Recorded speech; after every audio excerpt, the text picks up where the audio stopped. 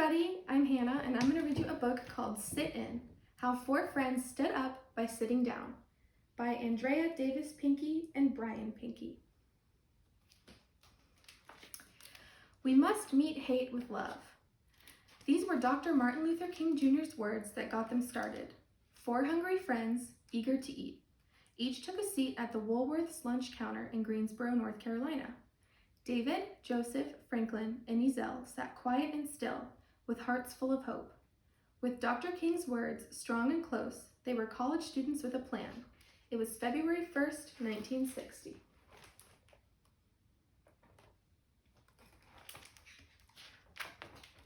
They didn't need menace. Their order was simple: a donut and coffee with cream on the side. Woolworth's was busy, so the friends waited patiently, silently, without a fuss. They were the only black kids at the counter. David, Joseph, Franklin, and Ezell sat while everyone else got served. At first, they were treated like the hole in a donut, invisible. Others tried to ignore them. The waitress watched and refused them. This was a sign of the times: whites only.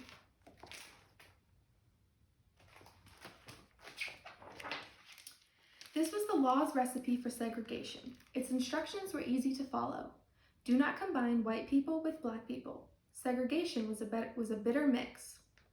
Now it was the friends' turn to ignore and refuse. They ignored the law and refused to leave until they were served. Those kids had a recipe too, a new brew called integration. It was just as simple: combine black with white to make sweet justice. For them, integration was better than any chef's special. Integration was finer than homemade cake. Integration was a recipe that would take time.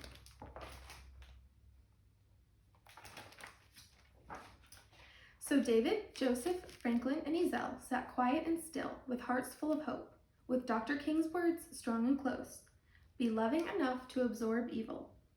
They sat straight and proud and waited and waited and waited. Finally, a donut and coffee with cream on the side showed up. After sitting and waiting and wanting, a police officer came, but the four friends wouldn't leave.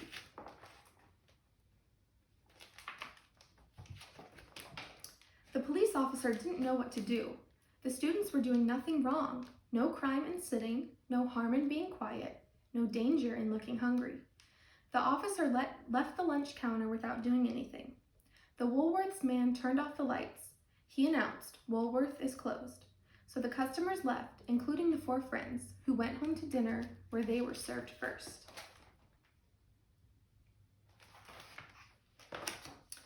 News had already spread about the sit-in.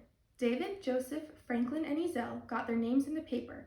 The next day, February 2nd of 1960, more students showed up at the lunch counter, sitting still for what was right.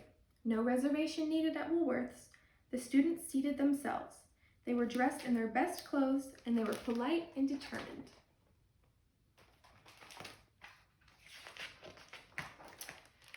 No guesswork for the waitress. The young people knew the menu by heart.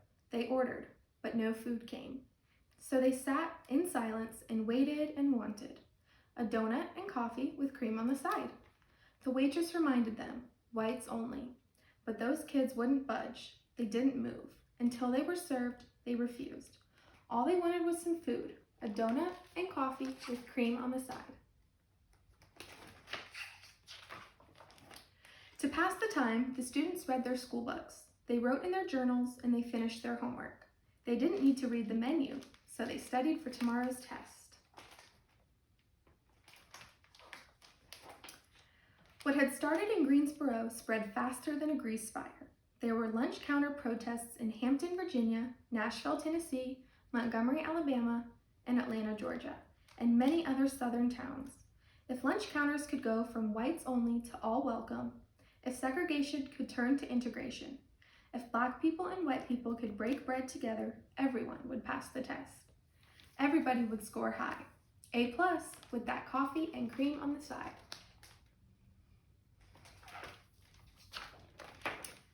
But many folks were not motivated to make that grade.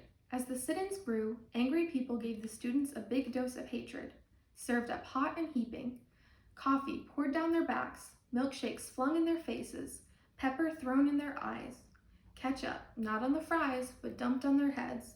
They yelled at the students, We don't serve your kind. Go home. Goodbye. The students wanted to lash out but couldn't. They wanted to strike back but didn't. Sitting still was so hard. Practicing peace while others showed hatred was tougher than any school test. Now there were news cameras filming the sit-ins and viewers at home watching it all on TV.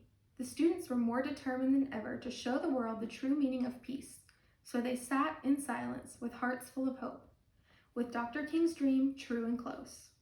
These were the words that kept them going. We must meet violence with nonviolence.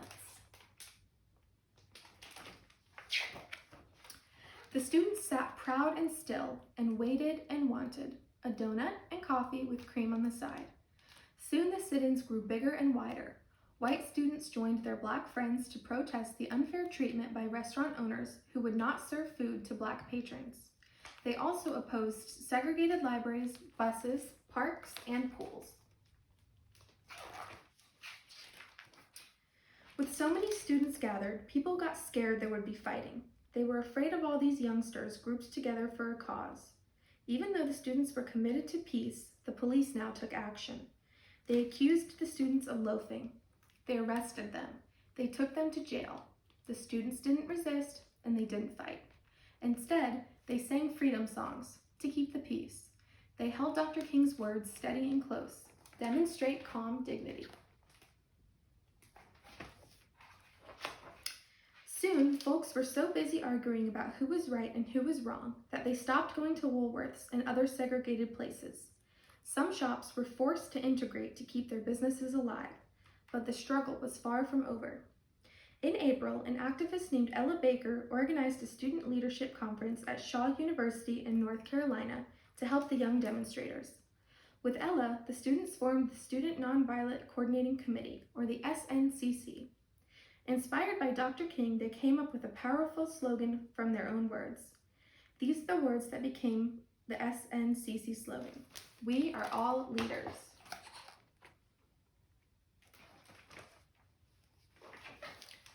When President John F. Kennedy got a taste of SNCC's integration, he didn't sit in. He stepped in. On June 11, 1963, the president went on TV. He urged Americans to treat each other fairly. He then told Congress to take action against segregation. This became the Civil Rights Act of 1964. On July 2nd, President Lyndon B. Johnson made the act a law.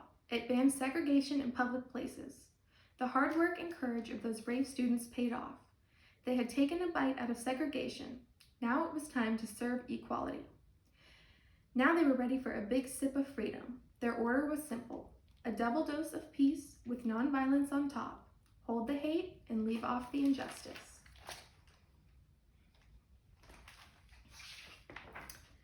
Now the students had the right recipe for the integration. The steps were easy to follow. 1. Start with love. 2. Add conviction. 3. Season with hope. 4. Extra faith to flavor. 5. Mix black people with white people. 6. Let unity stand. 7. Fold and change. 8. Sprinkle with dignity. 9. Bake until golden. And 10. Serve immediately. Make enough for everyone. After weeks of sitting when their backsides ached, after months of being still when their feet fell asleep, after years of praying for laws to change, when they were so hungry for equality, the young people finally got what they ordered. It was worth the wait. It was served to them exactly how they wanted it. Well done.